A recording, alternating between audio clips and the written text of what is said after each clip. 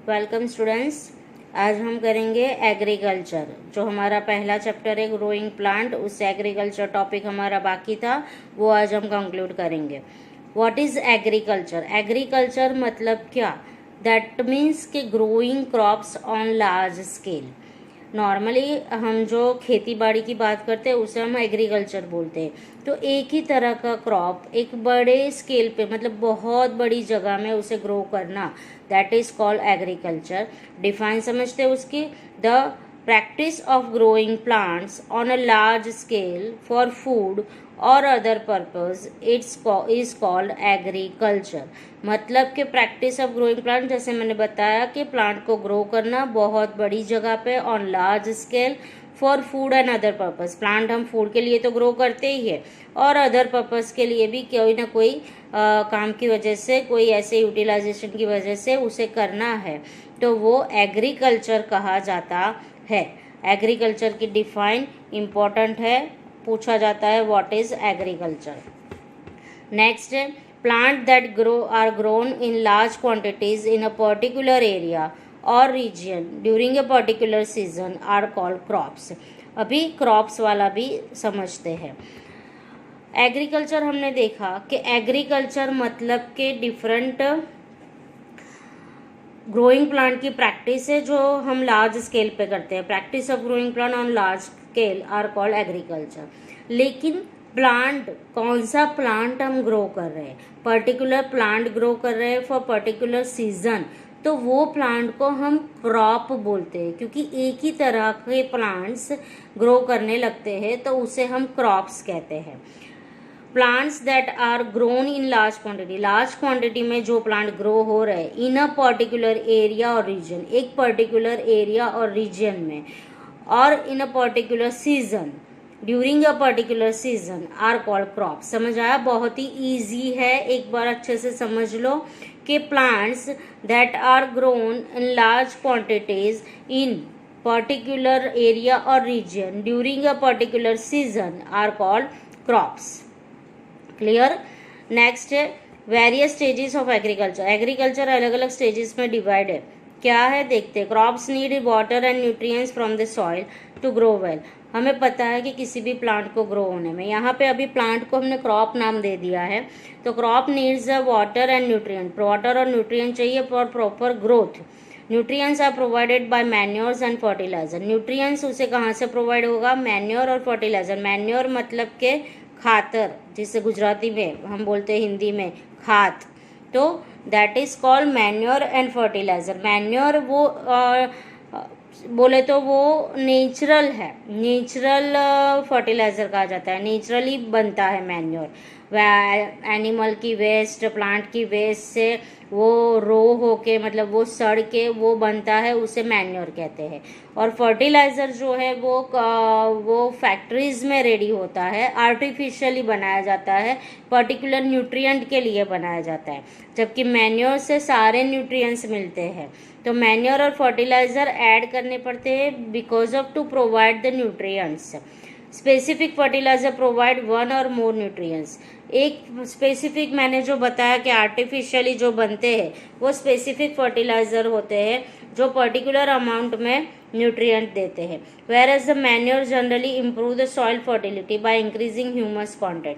Manure जो है वो एनिमल और प्लांट की वेस्ट से बनता है, तो वो ज़्यादा सॉइल को फर्टिलिटी प्रोवाइड करता है, मतलब सॉइल उसके लिए ज़्यादा कैपेबल हो जाती है क्रॉप ग्रोथ के लिए by increasing the humus content. Humus है, ह्यूमस मतलब एनिमल और प्लांट की वेस्ट से जो बनता है, वो ड्राई और रो होके जो बनता है उसे हम ह्यूमस कहते हैं।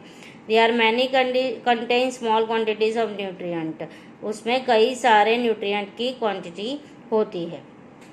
यहाँ पे दो एक मेन टर्म है, देख लेते हैं। एक है harvesting, cutting and gathering of ripen crops. Crop जब पूरा मैच्योर हो जाता है, रेडी हो जाता है, तब उसकी कटिंग की जाती है, उसे हम कहते हैं harvesting.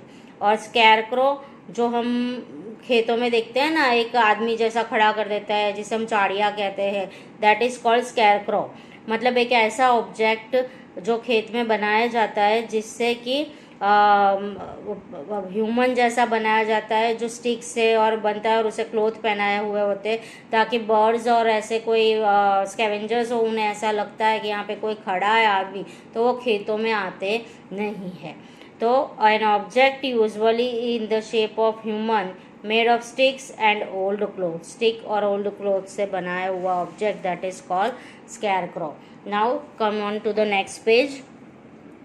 Crops need protection from birds, insect, rats and the pest before and after harvesting. Harvesting के पहले भी, मतलब जब प्लांट मैच्योर नहीं है तब भी, और उसके बाद भी इनको प्रोटेक्शन चाहिए किससे? बर्ड, इंसेक्ट, रैट्स, पेस्ट, ये सब से। They are sprayed with pesticides to prevent them from the pests and other harmful animals.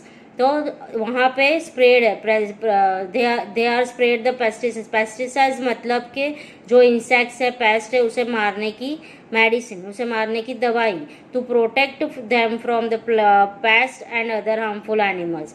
Farmer also use scarecrows to scare away birds from the field where the crops are grown. Farmers scarecrow भी use करते हैं ताकि birds जो आते हैं वो उनसे डरे रहे, स्कैर रहे।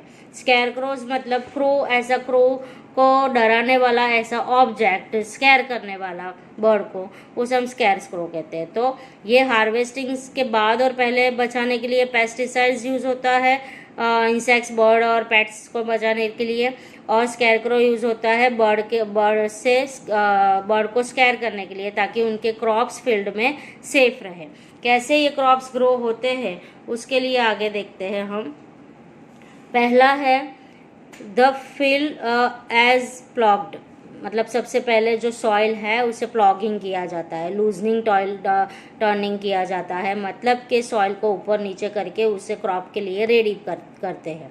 नेक्स्ट है मैन्योर और fertiliser are added to the soil, manure और फर्टिलाइजर उस पर डाले जाते हैं। नेक्स्ट है सीड्स आर शोन, उसके बाद उसमें सीड्स शो किए जाते हैं, देखो पर्टिकुलर लाइन में ऐसे सीड्स डाले जाते हैं ताकि वो क्रॉप प्रॉपर वे में ग्रो हो। Then crops are irrigated water, अभी वही चैनल से हमें क्रॉप इरिगेट किए जाते हैं, मतलब कि उसे पानी दिया जाता है, वाटरिंग द प्लांट्स करते हैं, उसे इरिगेशन कहते हैं। नेक्स्ट है the crops are spread with chemicals called the pesticides to protect them from pests, मतलब कोई भी जंतु, कोई भी इंसेक्ट, छोटे छोटे कीड़े, उसे हम पेस्ट बोलते हैं, तो उससे क्रॉप को प्रोटेक्ट करने के लिए उसमें केमिकल्स का छंटकाव होता है जिसे हम पेस्टिसाइड्स कहते हैं। और next crops are harvesting, now your crops will be ready and it's ready for the harvesting, मतलब उसे कटिंग और गैदरिंग करते हैं, उसे हम हार्वेस्टिंग कहते हैं।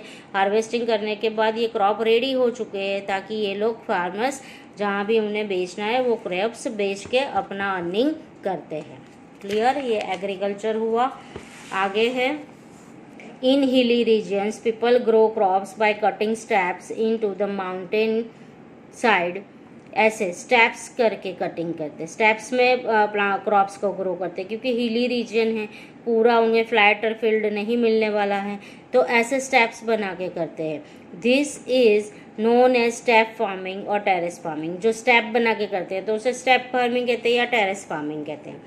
नेक्स्ट, अ पर्टिकुलर क्रॉप में grow well in one season and may not grow that well in another season. Particular crop, हमें कौन सा क्रॉप ग्रो करना है, क्योंकि कई ऐसे क्रॉप होते हैं जिससे बहुत पानी चाहिए, कई ऐसे क्रॉप होते हैं जिससे बहुत कम पानी चाहिए, कई ऐसे क्रॉप है जिसे ब्लैक सॉइल चाहिए, कई ऐसे क्रॉप्स है जिसे ब्राउन सॉइल चाहिए, कई क्रॉप्स ऐसे हैं जिन्हें ड्राई सॉइल चाहिए, कई क्रॉप्स ऐसे हैं जिन्हें वेट सॉइल चाहिए, कोई काली मिट्टी से होता है, मतलब क्रॉप के क्राइटेरियाज अलग अलग होते हैं, उनकी रिक्वायरमेंट अलग अलग होती है, तो उनको ग्रो करने के लिए प्रॉपर वे में सॉइल चाहिए, सीजन चाहिए, तभी जाके वो ग्रो होगा। सो उसके लिए हमारे पास डिफरेंट क्रॉप्स है डिफरेंट सीजन के लिए। तो there are the main two types of crops, kharif crops and rabi crops. वैसे ज़ैबी क्रॉप्स भी है बट वो आपके सिलेबस में नहीं है, तो हम समझेंगे kharif and rabi crops. Kharif crops rabi crops का एक डिफरेंस भी आपको पूछा जाता है। कैसे हम करेंगे वो देखो। सबसे पहले उसकी डिफाइन है कि crops are grown from June to October month are known as the kharif crops, मतलब जून टू अक्टूबर मतलब रेनी सीजन में ग्रो होने वाले क्रॉप्स है। तो this crops depend on largely monsoon season, this crops grows in rainy season, ऐसा लिख सकते हैं हम। एग्जाम्पल है उसके राइस एंड मेज, राइस और मेज को ज़्यादा पानी चाहिए। यहाँ पे आपको एक और चीज़ मिलेगी कि गिव टू एग्जाम्पल में भी अगर आप पूछे आपको कि name the crops which needs more water, तो हम लिख सकते हैं राइस एंड मेज, क्योंकि वो रेनी सीजन में ग्रो हो रहे हैं तो ज़्यादा पानी चाहिए उन्हें। क्लियर। नेक्स्ट उसी जैसा हमारे पास है राबी क्रॉप्स, जो डिफरेंट सीजन में यूज हो रहा है, मतलब कि विंटर में ग्रो हो रहा है। Crops grown from November to April are known as rabi crops. This crops do not depend on monsoon rains, मतलब वो विंटर में होने वाला है।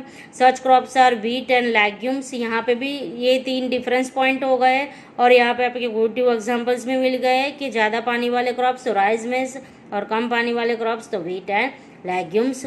तो यहाँ पे आपका ये lesson first growing plant is complete now.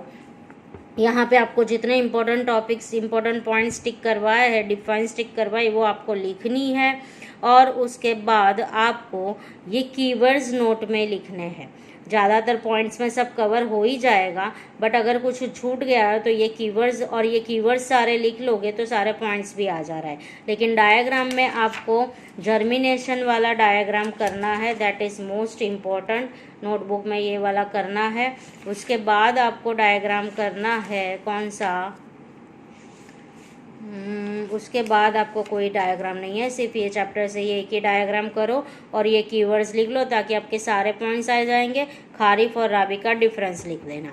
यहाँ पे ये लेसन कंप्लीट होता है और उसके बाद आपको ये एक्सरसाइज करनी है कंप्लीट। यहाँ पे मैंने दिखाया हुआ है तो उस हिसाब से आपको एक्सरसाइज कंप्लीट करनी है। आप देख लेना, वीडियो पॉज करके भी आप कर सकते हो।